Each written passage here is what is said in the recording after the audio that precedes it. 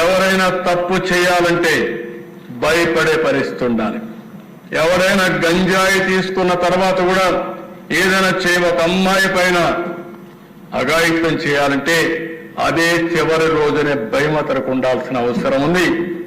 అదే మరి సోషల్ మీడియాలో పెట్టి రెచ్చగొట్టి ఆడబిడ్డల అశ్లీలమైన ఫోటోలు కూడా దేశం ఇటీవల మీరు చూశారు. ఓసారి బాధ వేస్తుంది, ఆవేదన వేస్తుంది. ఈ చట్టం మనల్ని కట్టేస్తుంది. ఓసారి మొన్న విశాఖపట్నంలో ఏం జరిగింది దేశ ఒక అమ్మాయి పైన ఎంత నీచంగా ఎంత ఘోరంగా ఆ అమ్మాయి ఫోటోలను తీసి నగ్న ఫోటోలు తీసి బ్లాక్మెయిల్ చేసి ఆ అమ్మాయిని జీవితాన్ని నాశనం చేస్తారా? మీరు మనుషుల మృగాలు మీకంటే బెటర్. ఆ విషయం మీరు గుర్తుపెట్టుకోవాలి.